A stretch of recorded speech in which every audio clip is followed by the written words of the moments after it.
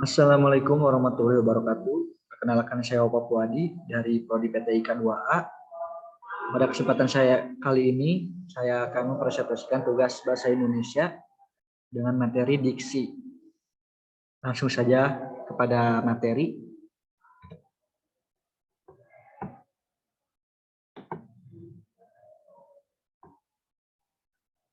Dalam KBBI, diksi diartikan sebagai pilihan kata yang tepat dan selaras dalam penggunaannya untuk mengungkapkan kata.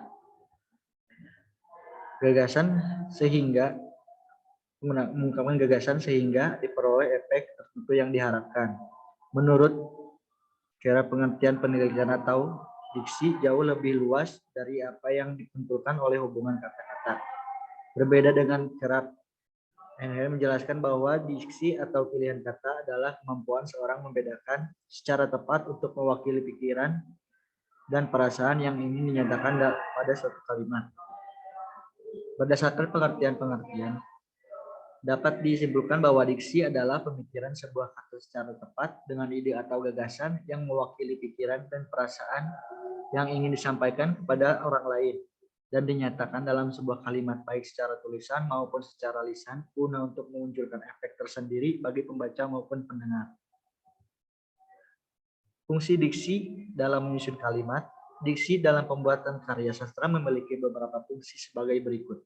Membuat orang membaca ataupun mendengarkan karya sastra menjadi lebih paham mengenai apa yang ingin disampaikan oleh pengarang, mencegah salah pemahaman, membuat komunikasi lebih efektif, melambangkan ekspresi ataupun gagasan yang ada dalam gagasan secara verbal, tertulis maupun terucap, membentuk ekspresi ataupun gagasan yang tepat sehingga dapat menyenangkan pendengar maupun pembacanya.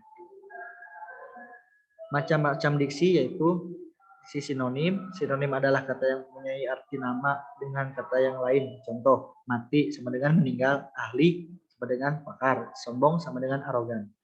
Antonim. Antonim adalah kata yang memiliki arti berlawanan dengan kata lainnya. Contoh, besar sama dengan kecil, tua sama dengan muda. Polisemi. Polisemi adalah kata yang mempunyai lebih dari satu makna. Contoh, kepala. Contoh kalimatnya ada sejak tadi sore kepalaku terasa sangat sakit. Bagian kepala manusia yang sangat sakit. Bagian kepala sepeda motor itu retak. Bagian kepala sepeda motor. Yang artinya beda pengertian. Homograf. Homograf adalah bentuk kata yang memiliki lafal dan arti yang berbeda namun ejaannya sama. Contoh, apel, berjaga, dan buah. Para TNI bergantian apel di markas pusat. Paman baru saja memanen buah apel. Homofon adalah kata yang memiliki ejaan dan makna yang berbeda namun lafal sama. Contoh, sanksi dan sanksi. Para pelanggar peraturan seharusnya dikenakan sanksi tegas. Contoh lainnya, saya sanksi kamu bisa melakukan itu. Homonim. Homonim adalah kata yang mempunyai persamaan ejaan akan tetapi maknanya berbeda. Contoh, rapat. Salah satu syarat kesempurnaan salat adalah barisan salat yang rapat. Itu contohnya. Ada contoh lain lagi. Pagi ini di kantorku sedang ada rapat penting para direksi. Hiponim. Hiponim adalah bentuk kata yang maknanya tercakup oleh bentuk kata lainnya. Contoh, nasi, roti, dan lapis legit tercakup ke dalam kata makanan. Contoh lainnya, tomat, kangkung, bayam, wortel tercakup ke dalam kata sayuran. Dalam penada hipernim, hipernim adalah kata yang mencakup makna kata lain. Contohnya, bunga mencakup melati, mawar, anggrek, bunga matahari, dan lainnya. Buah mencakup pisang, pepaya, mangga, durian, apel, dan lainnya. Macam-macam diksi menurut Kerap. Denotasi. Denotasi adalah konsep dasar yang didukung oleh suatu kata. Makna itu menunjuk pada konsep, referan, atau ide. Contoh, Dasamuka tidak berdaya, raganya seperti diikat kencang, yang semakin lama semakin menjerat. Ada konotasi.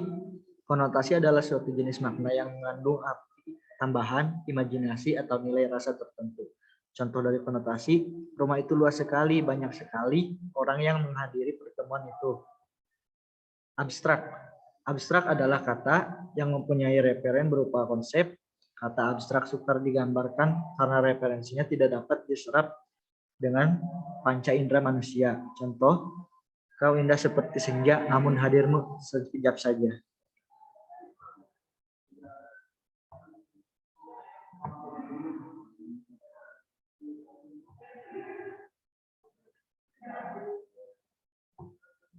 Konkret. Konkret adalah yang menunjuk pada sesuatu yang dapat dilihat atau diindra secara langsung oleh satu atau lebih dari panca indera. Contoh, meja, kursi, kolam, mobil, sepeda motor, dan lainnya. 5. Kata umum. Kata umum adalah kata yang mempunyai cakupan ruang lingkup yang luas. Kata-kata umum menunjuk pada banyak hal, kepada himpunan, dan pada keseluruhan. Contoh, bintang, tumbuhan, sayuran, buah-buahan, kendaraan. 6. Kata khusus. Kata khusus adalah kata-kata yang mengacu kepada pengarahan-pengarahan yang khusus dan konkret. Contoh, Yamaha, Samsung, kata tua, sedan.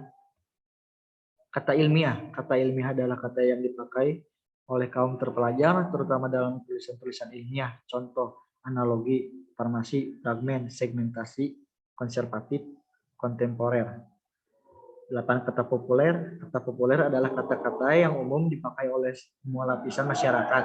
Contoh, bukti, rasa, kecewa, galau, maju, gelandangan.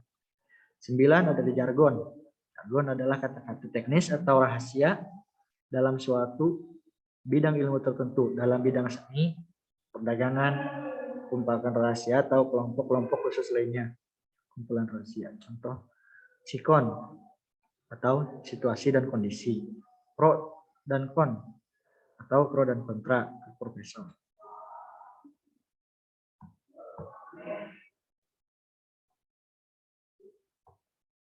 Kata silang.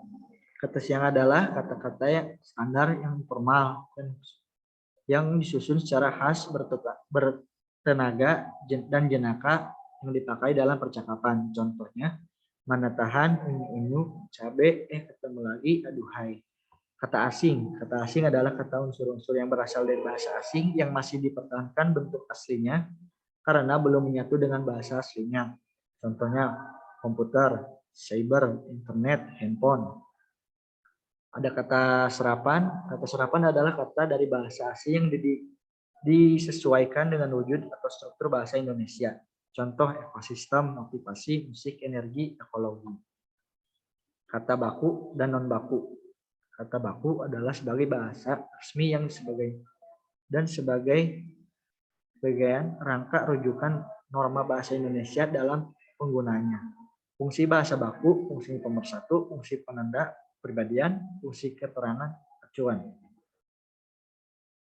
Baik, mungkin hanya itu yang dapat saya presentasikan pada kesempatan saya kali ini. Tentunya ada banyak tutur kata yang kurang pas di telinga. Saya mohon maaf untuk itu semua. Wabillahi taufiq wal hidayah. Wassalamualaikum warahmatullahi wabarakatuh.